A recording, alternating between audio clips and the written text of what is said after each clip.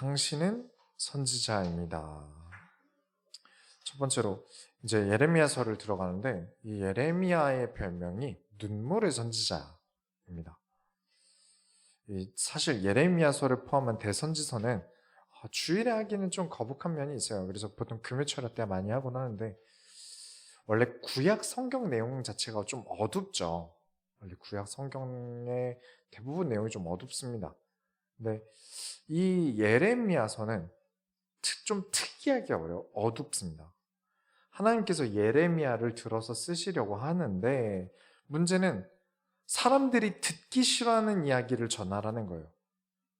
예레미야에게 사람들에게 듣기 싫어할 이 말을 전해라 라고 하는 거예요. 좋은 게 좋은 거지. 복을 받고 기분 좋은 이야기를 해야지. 왜 어둡고 힘든 아픈 이야기를 들춰내느냐 라는 이야기를 놀랍게도 예레미야가 듣습니다. 꼭 그런 얘기를 해야겠느냐. 구약의 설교자나 신약의 설교자나 지금의 설교자나 늘 이 문제로 고민하게 되는 거죠. 이 얘기 너무 어둡지 않을까? 이 얘기 사람들이 싫어하지 않을까? 이 고민은 구약에도 하고 신약에도 하고 지금도 하게 되는 거예요. 그런데도 들춰내야 되는 이유는 이 예레미야 서도를 또 얘기를 하자면 취약계층이 고통받기 때문에 어려움을 외면한 탓에 진짜 아픈 사람들의 고통을 우리가 끌어안지 않기 때문입니다. 나 살기도 바쁜데 왜 취약계층의 고통을 돌아봐야 합니까? 나도 약한 계층이야. 나도 힘든데. 왜 그러냐면 언젠가 사회의 질병은 사회의 암처럼 번지고 그 암은 번지고 번져서 우리에게 돌아올 것이기 때문에 그래요. 그냥 두어선 안 되는 문제들이 우리 삶에 있다는 거죠. 이 세상에는 나랑 상관없어 보이지만 내가 내버려두어선 안 되는 일도 존재한다는 겁니다. 삶이 나은 사람들이 고통받는 사람들을 방치해서는 안 된다는 거예요. 그런데 예레미야서는 이 예레미야의 말을 듣고 사람들이 회개하고 바뀌면 좋을 텐데 다른 선지서들은 그런 게 있거든요. 말씀을 전했는데 바뀐 사람들이 있어요. 그런데 이 예레미야의 말을 듣고 사람들이 바뀌질 않아요. 이 결과가 나라의 멸망까지 이어집니다. 예레미야는 이스라엘 나라가 유다 나라가 멸망할 때까지 지켜봤던 선지자예요. 그러니까 사람들은 이런 어두운 얘기를 듣고 싶진 않을 거고 그러다 보니까 많은 분들이 예레미야에서 이제 좀 듣기 좋은 구절들만 빼서 이야기를 한다던가 어떤 내가 이야기할 만한 그런 몇 가지 구절만 가져왔듯이 예레미야를 통으로 쓰기에는 좀 거북하고 부담스러운 게 사실이에요. 그런데 왜 저는 지금 이 예레미야서를 들춰내는 걸까요?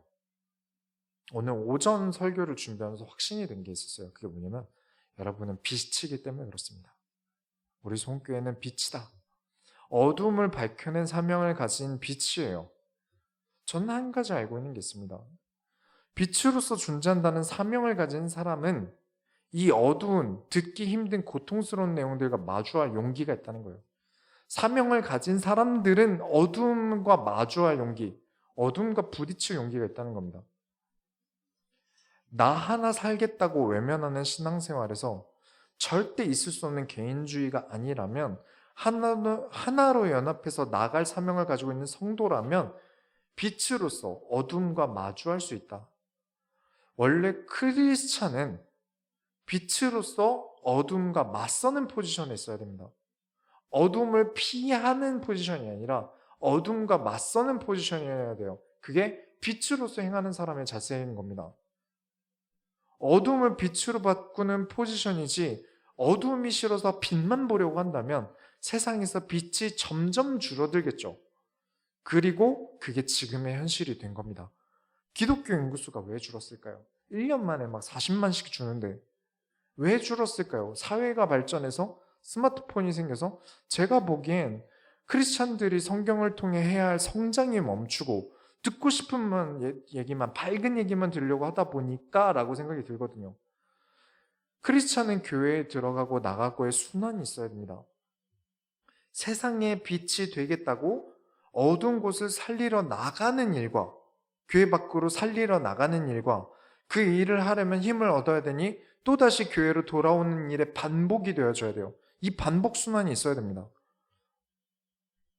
그런데 내 현실 앞에 언약을 타협하다 보니까 세상을 살린다는 말은 교회 안에서의 말뿐이고 교회가 해야 될 일이지 내가 할 일이 아닌 게 돼버리고 교회 밖에서는 전혀 크리스찬다운 삶을 살지 않았다면 이것은 신앙생활에 실전성이 없는 거 아닙니까?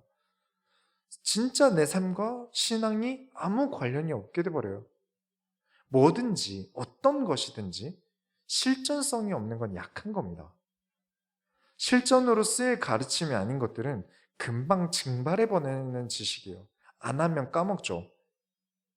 교회가 세상에 빛이 되어야 된다는 목표를 가지고 있다면 어두움에 대한 이해가 있어야 됩니다. 진짜로 교회가 내가 세상의 빛으로서 행하겠다는 목적이 있다면 우린 어두움에 대한 이해가 있어야 돼요. 그래야 실전이죠. 문제 제기가 없는데 어두움에 맞서고 빛을 발하려는 믿음이 없다면 교회는 사실상 아무것도 할 수 없어요. 피, 땀, 눈물 없이는 성장하는 법이 없는 것이죠. 그런 면에서 예레미야서는 아주 가치 있는 선지서입니다. 왜냐하면 이 예레미야 선지자의 별명부터 눈물의 선지자이기 때문이죠. 예레미야의 이름 뜻은 하나님이 세우시다라는 뜻입니다. 그런 뜻인데 예레미야는 이스라엘에게 우리 나라를 포기하고 바벨론에 항복합시다. 그게 하나님의 뜻입니다 라고 말해야 돼요. 하나님이 세우신다는데 이스라엘을 하나님이 멸망시키신다. 그리고 바벨론에 투항하자. 이 내용이에요. 이름 뜻대로면 하나님께서 이스라엘 다시 세우실 겁니다. 우리 유다를 다시 세우실 것입니다. 근거도 없어요. 하나님께서 세우실 것입니다. 그렇게 말해야 돼요. 인터넷에 얼마나 많은지 몰라요. 근데 하나님께서 이스라엘을 접고 항복하라고 말씀하셨습니다. 라고 말해야 하는 사명을 받아버렸어요. 예레미야가 얼마나 부담스럽겠습니까? 너무 마음이 힘들지 않을까요? 그런 예레미야 선지서를 보면서 우리는 무엇을 깨달아야겠습니까? 자, 산불이 난 포스터, 산불로 인해 폐허가 된 사진을 왜 보여줍니까? 편의점에 음료수를 사러 갔는데 이렇게 담배 케이스가 리뉴얼이 돼 있더라고요. 항상 그 정면에 있잖아요. 계산대 정면에 있으니까 보니까 각종 암으로 부패한 사진들이 혐오스럽게 걸려 있어요. 그 위치가 좀 바뀌었더라고요. 더 잘 보이는 대로 바뀌었어요. 왜 그렇게 할까요? 더 큰 일이 생기기 전에, 아픈 일이 생기기 전에 방지하고 예방하기 위해서죠. 성경을 통해 하나님께서는 사람을 치유하십니다. 그러나 치유하신다는 것은 무엇이죠? 이미 아프다는 거죠. 이미 아프다는 거예요. 아프고 나서 낫는 게 중요합니까? 아니면 아프기 전에 예방하는 게 중요합니까? 잘못된 자세로 다니다 허리 수술하는 게 좋겠습니까? 아니면 평소에 자세를 고치는 게 좋겠습니까? 어떠한 수술도 완벽한 수술은 없습니다. 완벽하게 낫지 않아요. 성경은 왜 이런 어두운 이야기를 다루고 있을까요? 당장의 치유보다 아픔을 예방하는 데 목적이 있습니다. 예레미야서를 통해서 저와 여러분이 갈등으로 인한 눈물을 끝낼 수 있게 되길 축원합니다. 두 번째로, 그렇다면 우리가 알아야겠죠. 선지자가 무엇입니까? 여러분은 선지자의 소명을 가지고 있다는 거 아셔야 돼요. 1장 1절부터 3절 보시면 베냐민 땅 아나돗의 제사장들 중 hil기야의 아들 예레미야의 말이라. 아몬의 아들 유다 왕 요시야가 다스린 지 13년에 여호와의 말씀이 예레미야에게 임하였고 요시야의 아들 유다의 왕 여호야김 시대부터 요시야의 아들 유다의 왕 시드기야의 11년 말까지 곧 5월에 예루살렘에 사로잡혀 가기까지 임하니라. 제가 엄청 중요하게 생각하는 개념이 선지자 개념입니다. 여러분, 선지자에 대해서 모르시는 분들이 정말 많아요. 선지자가 뭐냐고 물어봐도 대답 못하실 분들 진짜 많아요. 여러분, 선지자가 언제 세워지는지 아십니까?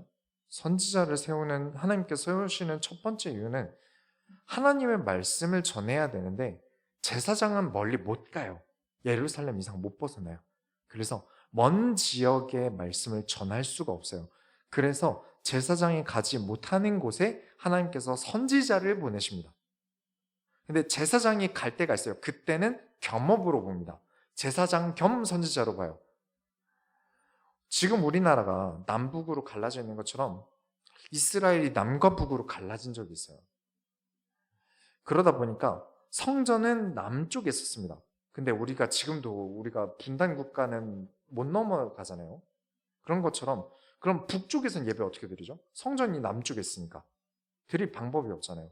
그래서 북쪽에는 하나님의 말씀을 전할 방법이 없는 거예요. 그래서 하나님께서 선지자를 이스라엘에 엄청 세우십니다. 북이스라엘의 선지자를 엄청 세우세요. 역사서에서 나오는 선지자들 거진 다 북이스라엘 선지자예요. 두 번째 이유는 사람들이 힘을 잃었을 때, 믿음이 떨어졌을 때, 곧 교회로 생각해 보면 교회의 성도의 믿음을 일으켜야 할 때, 믿음을 일으켜야 할 때 선지자를 세우십니다. 성전이 무너진 적이 있어요. 그래서 솔로몬 성전이 무너져서 재건하려고 하는데 그 성전을 다시 일으켜 세우려는데 사람들이 마음이 없어요. 아, 성전을 지금 세울 필요 없나 보다. 아직 내 삶도 힘든데. 우리 성경의 소선지서의 선지자들이 하나님께서 그들을 일으키셔서 세상에 말하게 하십니다. 우리 성전을 다시 일으키자. 마음을 모으고 마음을 일으켜라 라는 장면들이 많이 나와요. 예를 들자면 제사장, 곧 목사가 이제 목사로 생각해 보면 교회가 요즘 힘들다, 교회가 위기다라는 말을 하면 그거야 목사 사정이고 목사가 교회에서 월급 받고 일하니까 저런 말 하는 거지 라고 생각할 수 있는데 성도가 나서서 우리 교회를 살리자면 무게감이 다릅니다. 교회가 요즘 재정적으로 어려운데 우리가 힘을 모아보자. 아니면 어떤 성도가 요즘 믿음이 너무 떨어져 있다면 찾아가서 우리 같이 말씀으로 일어나자. 그런 역할을 구약의 선지자로 세우신 장면들이 되게 많아요. 그래서 거의 다 레위 지파가 아닌 선지자들이 많습니다. 제사장과 관련 없는 선지자들이 많아요. 그런데 오늘 보는 예레미야는 제사장 쪽 선지자예요. 그 이유가 뭘까요? 세 번째 이유가 오늘 내용에서 아주 중요한데 지금 여러분이 읽으신 예레미야 1장 1절부터 3절에는 이 예레미야가 누구 아들로 나옵니까? 제사장 아들로 나오죠. 선지자는 말씀을 전할 사람이 없을 때 세워집니다. 그 말은 제사장도 더 이상 하나님의 말씀을 듣지 않았다는 말이에요. 왕도 제사장도 하나님의 말씀을 듣지 않을 때 선지자를 보내십니다.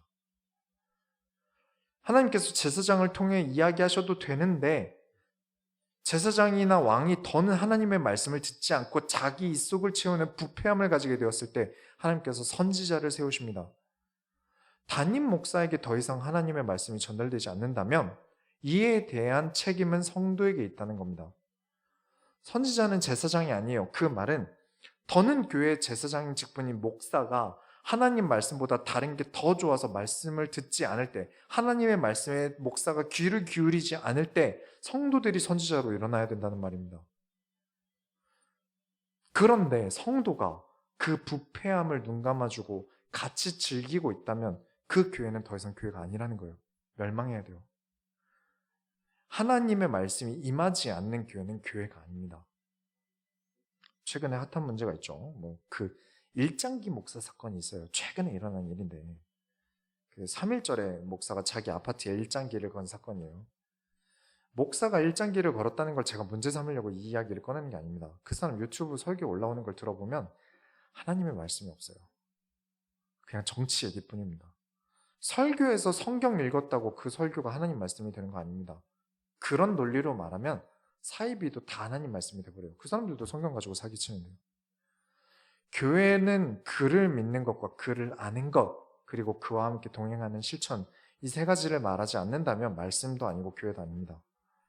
목사님이 그런 행보를 성도들이 묵인한다면 성도도 공범입니다.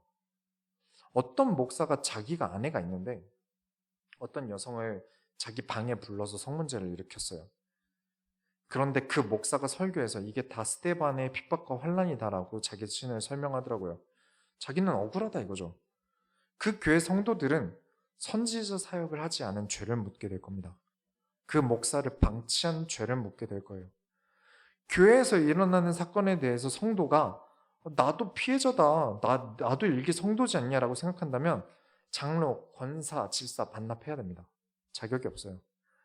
떠나던가 고치던가 해야 됩니다. 잊지 마세요. 여러분은 선지자입니다.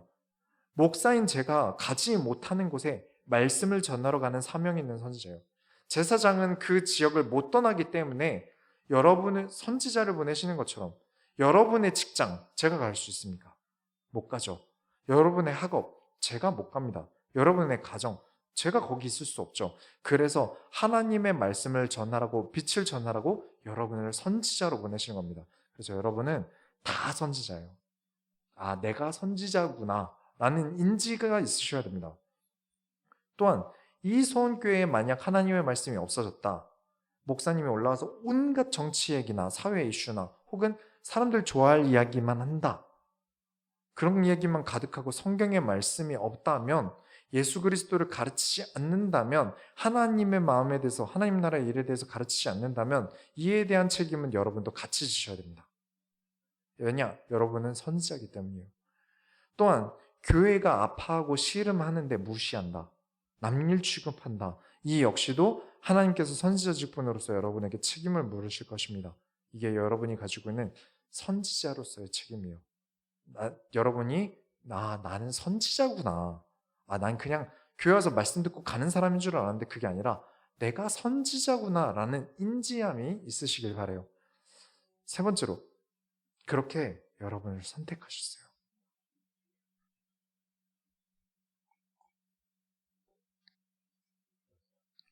자, 1장 4절부터 7절 한번 보시면, 여호와의 말씀이 내게 임하니라 이르시되 내가 너를 모태에 짓기 전에 너를 알았고 내가 배에서 나오기 전에 너를 성별하였고 너를 여러 나라의 선지자로 세웠노라 하시기로 내가 이르되 슬프도소이다. 주 여호와여 보소서, 나는 아이라 말할 줄을 알지 못하나이다 하니 여호와께서 내게 이르시되 너는 아이라 말하지 말고 내가 너를 누구에게 보내든지 너는 가며 내가 내게 무엇을 명령하든지 너는 말할지니라. 여러분은 세상에 하나님의 말씀을 전달할 선지자입니다. 아이고 목사님, 제가 무슨 선지자입니까? 저는 부담스러워요.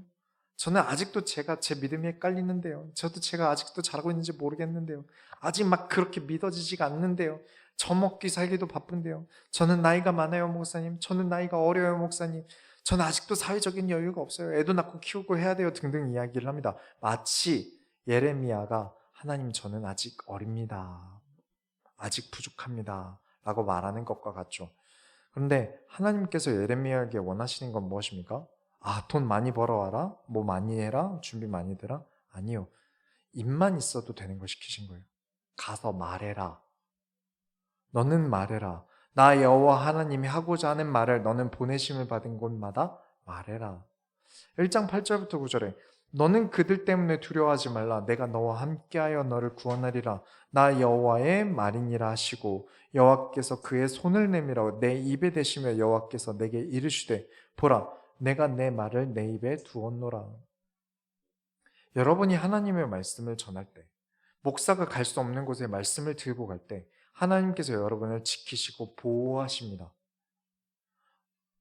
목사님, 저는 나이가 많은데 뭘 하겠어요? 그 나이를 초월하실 겁니다. 저는 나이가 어려요. 그 입에 강건함을 주실 겁니다. 저는 저 먹고 살기도 힘들고 바쁘고 힘들어요. 하나님께서 경제에 부유함을 주실 것입니다. 왜냐? 하나님 나라의 일을 해야 되니까요. 그래서 보호하실 겁니다. 곧 여러분은 선지자로서의 사명을 감당하셔야 합니다. 지금 예레미야 선지자를 소명하셔서 사명을 주시는 장면이죠. 10절에 보라, 내가 오늘 너를 여러 나라와 여러 왕국 위에 세워 내가 그것들로 뽑고 파괴하며 파멸하고 넘어뜨리며 건설하고 심게 하느니라 하시니라. 아무리 작은 자라도, 아무리 작은 나라도 하나님께서 쓰실 때는 왕국 위에 세우신다. 어린이 장니 부족하니 말하지 마라. 너를 통해서 왕국을 세우기도 뽑기도 파괴하기도 파멸하기도 넘어뜨리기도 건설하기도 심게도 하신다. 여러분은 작지 않습니다. 어리지도 않고요. 부족하지도 않습니다. 하나님 나라의 일을 하기에 부족한 게 있다면 하나님께서 채우실 겁니다. 경제가 부족한다면 경제를, 인간성이 부족하다면 때려서라도 인간성을 키우실 겁니다. 왜냐? 하나님께서 여러분을 태초부터 부르셨습니다. 하나님께서 여러분을 쓰시려고 여러분이 태어나기 전부터 작정해 두셨다는 겁니다. 각 한 사람 한 사람을 하나님께서 이 일에 쓰겠다 작정하셨다는 거예요. 엄청 특별한 일입니다.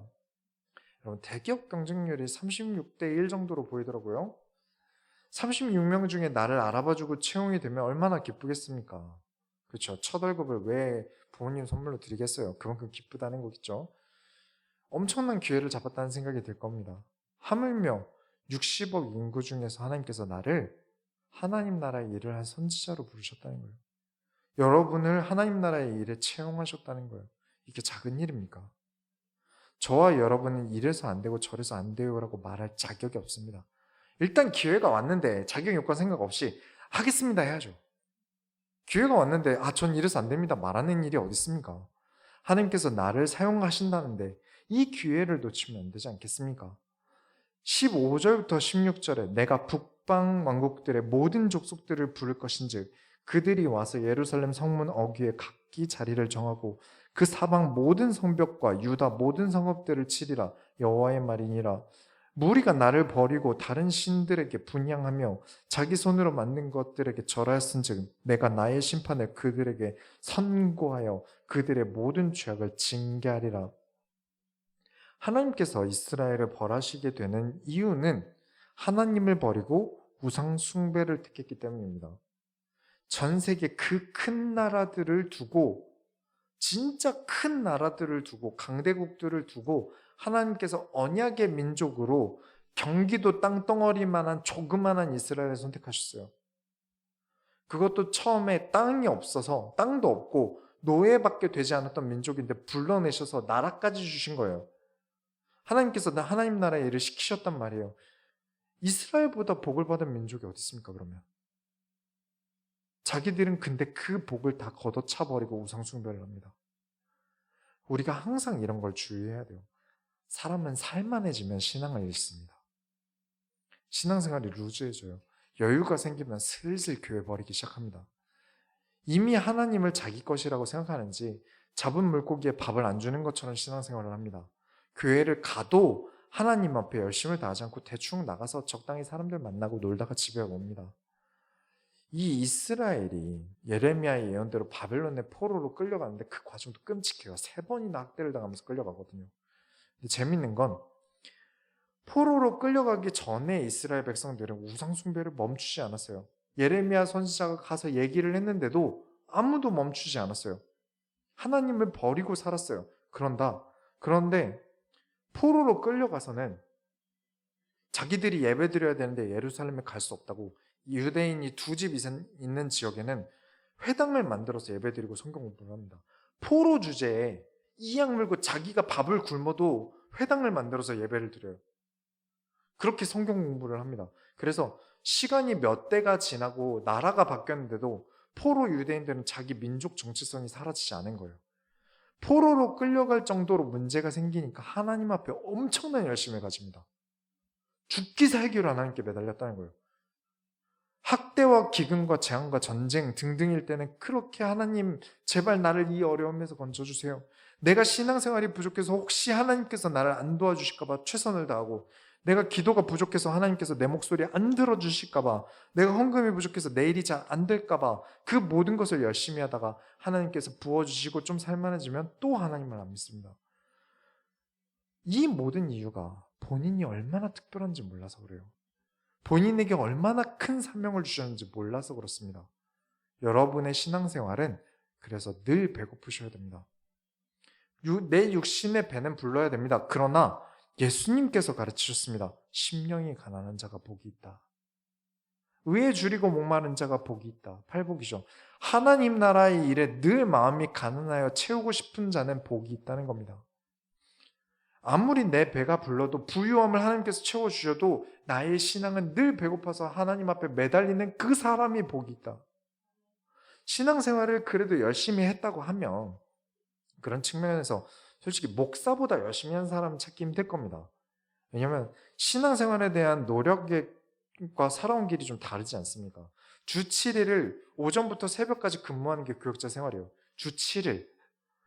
그런데 목사의 변질이 언제부터 시작되었냐는 질문에 대한 대답들을 좀 들어봤는데 뭐냐면, 더는 교회가 성장하지가 않고 그때부터라고 하더라고요. 아무리 노력해도 성도의 숫자가 늘진 않네. 나의 한계는 여기까지인가 보다. 이게 내 한계인가 보다. 그러니까 이제 전도에도 교회 성장에도 혹은 설교에도 더는 애를 쓰지 않아요. 슬슬 꼴붙이러 꼴부장 알아보러 다니고 문제 일으키고 다니고 그게 다 난 여기까지인가 보다. 여기서 만족하자. 배고픔을 잃어버렸어요. 하나님 앞에 내가 받은 사명에 대한 배고픔을 잃어버리고 도전하지 않을 때 변질되기 시작하는 겁니다. 처음 시작할 때는 얼마나 노력했겠습니까? 내 자식이 굶는 걸 보면서 하나님 앞에서 얼마나 매달렸겠어요?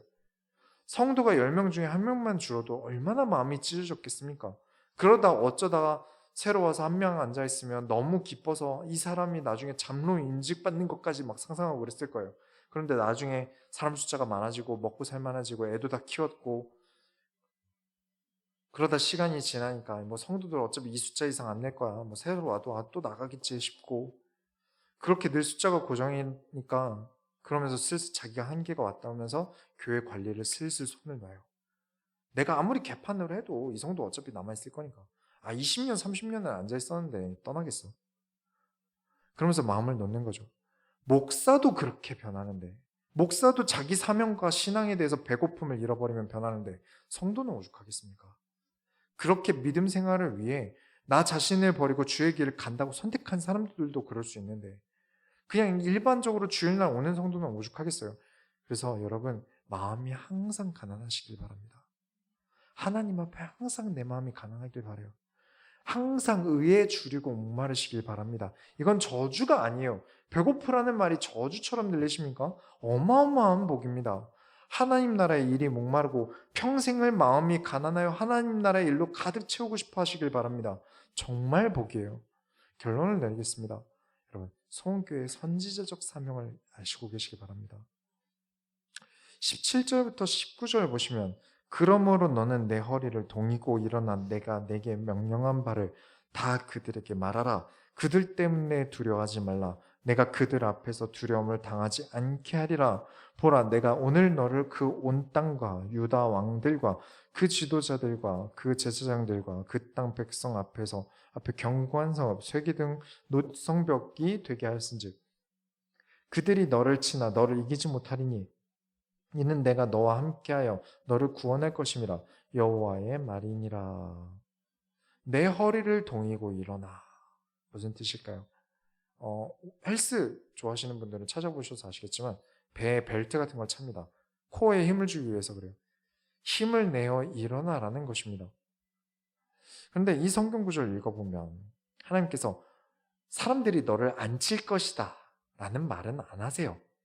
하나님 나라의 일에 너에게 문제가 생길 것이다. 우리는 하나님 나라의 일을 하는 것, 하나님 말씀을 전달하는 것이면 온갖 복과 명예와 잘됨을 주시길 원하는데 그들이 너를 칠 것이다. 좀 부담스럽지 않습니까? 전달할 하나님의 말씀은 세상에게도 부담스럽고 나에게도 부담스러워요. 세상도 듣기 싫고 나도 말하고 싶지 않아요. 나는 말씀대로 살아가기도 바쁜데 나도 살기 힘든 이 말씀을 세상에 전달하라니까 얼마나 힘들겠습니까? 예수 믿으라는 말, 지금 2023년도에 얼마나 말하기 힘들어졌습니까? 교계에서 성경대로 하자는 말은 더더욱 힘들어졌어요. 미국에서 건너온 쇼맨십 목사들 때문에 강단의 질은 확 떨어졌고요. 하나님의 말씀을 가르치는 게 아니라 쇼를 보여줘야 돼요. 그 쇼에는 아무 내용도 없어요. 강단이 또 혹은 정치 발언하는 판으로 바뀌기도 했고요. 그런 상황에 선지자인 여러분이 무슨 세상에 하나님 말씀을 전합니까? 교회에서도 하나님 말씀 전하기가 힘든데 얼마나 부담스럽습니까? 교회 다닌다고 하면 이제 세상에서 손가락질 받는 세상이 왔고 크리스찬이라고 하면 다 이상하고 멍청하고 매너도 없다는 평가를 받는 지금 이 상황에 도대체 무슨 하나님의 말씀을 전하는 거죠? 그래서 여러분을 부르신 겁니다. 그래서 선지자로 여러분을 부르신 거예요. 그 욕먹는 크리스천판을 뒤집으라고 소원교회를 부르신 겁니다. 저와 여러분이 아니면 누가 하겠습니까? 저와 여러분은 현재 어떻게 보면 비주류 교회예요.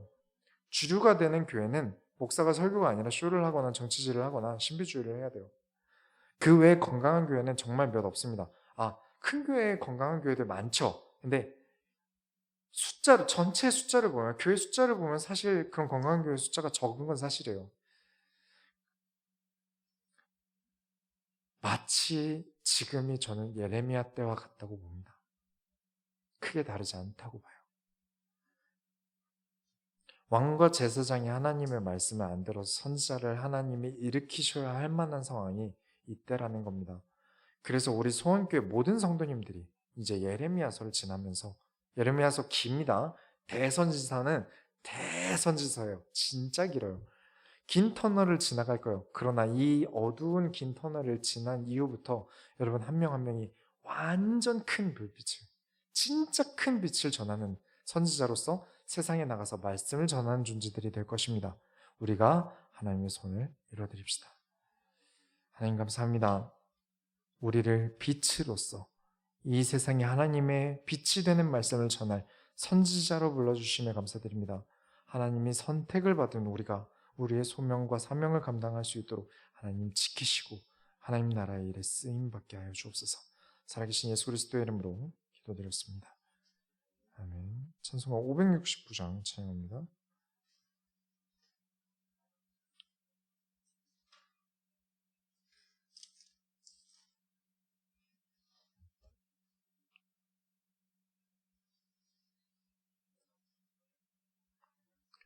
선한 목자 되신 우리 주 항상 인도하시고